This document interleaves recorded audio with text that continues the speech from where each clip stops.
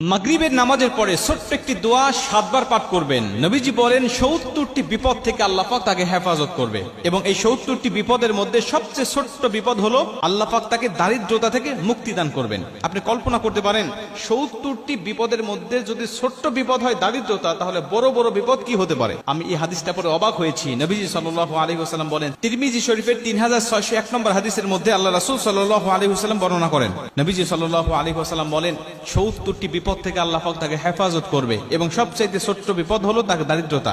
আমরা কিন্তু দারিদ্রতাকেই সবচাইতে বড় বিপদ মনে করি, অথচ নবীজি বলতেন না, এই 70টি বিপদের মধ্যে যত বিপদ আছে সবচাইতে ছোট্ট বিপদ হলো দারিদ্রতা। বাদ বাকি 69টি বিপদ কত বড় বড় হতে পারে একটু কল্পনা করেন আপনি। তার মানে আপনি যদি দোয়াটি নিয়মিত পাঠ করেন, আপনার যত বড় অসুস্থতা থাকুক না কেন আল্লাহ পাক আপনাকে পরিপূর্ণ শেফা দান করবে। আপনি যদি এই দোয়াটা পাঠ করেন, আপনি যত বড় বিপদের মধ্যে থাকেন না কেন, আপনার দেওয়ালে পিঠ থেকে গেছে কোনো সমস্যা নেই, আল্লাহ পাক এই কঠিন বিপদ থেকেও আপনাকে হেফাজত করবে।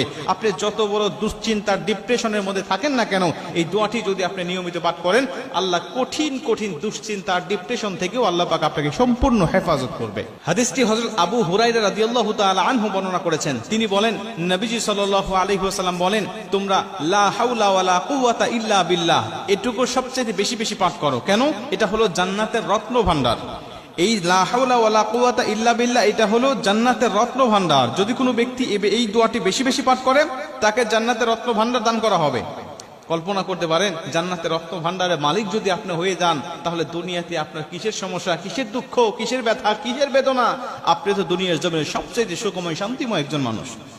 নবীজি বলেন হাদিসের শেষে, এই ব্যক্তি যদি লা হাওলা ওয়ালা কুওয়াতা ইল্লা বিল্লাহ বলার পাশাপাশি যদি আরেকটু যোগ করে বাড়িয়ে দেয়, লা হাওলা ওয়ালা কুওয়াতা ইল্লা বিল্লাহ ওয়ালা মানজা মিনাল্লাহি ইল্লা ইলাইহি, রাসূল সাল্লাল্লাহু আলাইহি ওয়াসাল্লাম বলেন লা হাওলা ওয়ালা কুওয়াতা ইল্লা বিল্লাহর পাশাপাশি ওয়ালা মানজা মিনাল্লাহি ইল্লা ইলাইহি এটুকু যোগ করে যদি কোনো মানুষ তেলাওয়াত করতে পারে, আমল করতে পারে, পাঠ করতে পারে, আল্লাহ পাক তাকে কঠিন কঠিন 70টি বিপদ থেকে তাকে হেফাজত করবে।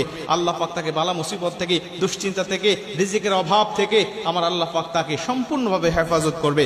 আপনি যত বড় সুস্থ হয়েছেন, ডাক্তারের কাছে ধর্ণা দিয়েছেন, কত চিকিৎসার জন্য আপনি হন্য হয়ে খুঁজতেছেন, কোনোভাবেই আপনার সুস্থতা মিলতেছে না, শেফা গ্রহণ করতে পারতেছেন না, আমি বলি আপনি ফজরের নামাজের পরে, মাগরিবের নামাজের পরে, অথবা 5 ওয়াক্ত নামাজের পরেই যখনই সুযোগ হবে, যখনই মনে হবে, তখনই আপনি এই দোয়াটা পাঠ করতে থাকেন। একাধিক বার পড়েন, 5 বার, 7 বার, 10 বার, 100 বার পর্যন্ত আপনি তেলাওয়াত করতে থাকেন। ইনশাআল্লাহ আল্লাহর উপরে তাওয়াক্কুল রেখে যদি আপনি এই আমলটা করতে পারেন, আমার আল্লাহ অবশ্যই আপনাকে শেফা দান করবে। আমার আল্লাহ অবশ্যই আপনাকে সমস্ত বালা মুসিবত থেকে হেফাজত করবে। 70টি বিপদ থেকে আল্লাহ পাক আপনাকে